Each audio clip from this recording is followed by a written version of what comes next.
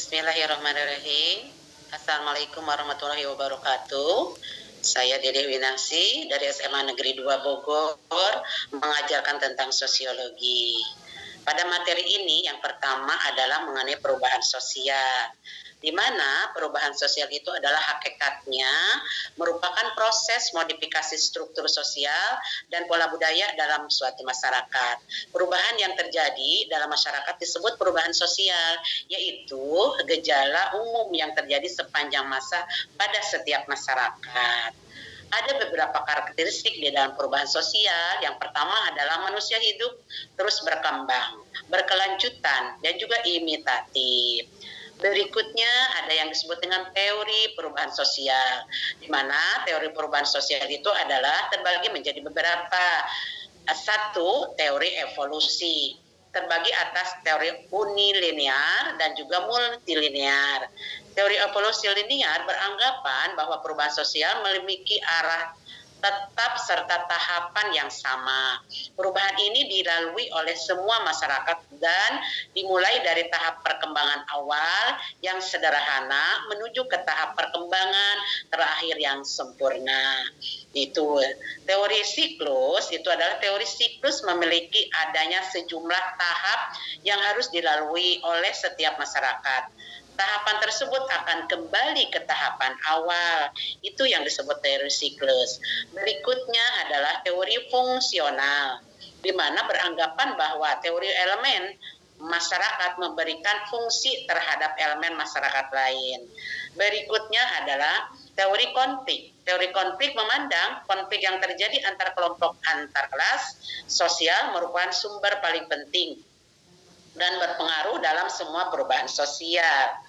Berikutnya di dalam perubahan sosial itu setelah teori ada bentuk-bentuk perubahan sosial.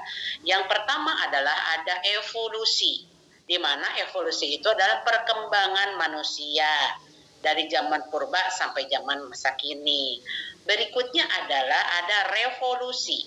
Revolusi adalah perkembangan yang sangat cepat, perubahan yang sangat cepat, diantaranya adalah alat komunikasi, alat transportasi, seperti adalah alat komunikasi adanya handphone, itu adalah alat-alat komunikasi.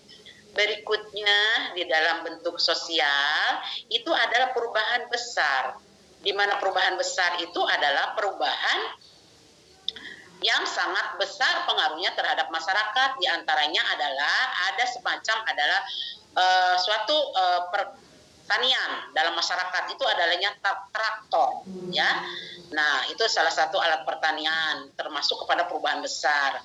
Yang berikutnya adalah perubahan kecil, di mana perubahan kecil itu adalah tidak semuanya orang berkesempatan untuk mengikutinya sebab disesuaikan dengan kemampuan seperti gaya hidup, berpakaian seperti di sini. Itu adalah tidak semua orang mampu dalam kehidupan masyarakat. Maka perubahan kecil. Di dalam hal ini ada juga yang disebut dengan perubahan-perubahan yang direncanakan dan tidak direncanakan. Nah, itu adalah perubahan yang tidak direncanakan, itu seperti adanya kehendak Allah. Adanya apa itu? Adanya adalah bencana alam, banjir. Kalau yang direncanakan adalah suatu bangunan yang sangat menjulang tinggi dengan peralatan-peralatan yang canggih. Itulah di dalam bentuk-bentuk perubahan sosial. Jadi ada yang pertama pengertian, yang kedua adanya teori, yang ketiga adalah ada bentuk-bentuk. Sekian pelajaran sosiologi kali ini. Insya Allah berikutnya disambung kembali. Wabillahi taufiq wa hidayah. Assalamualaikum warahmatullahi wabarakatuh.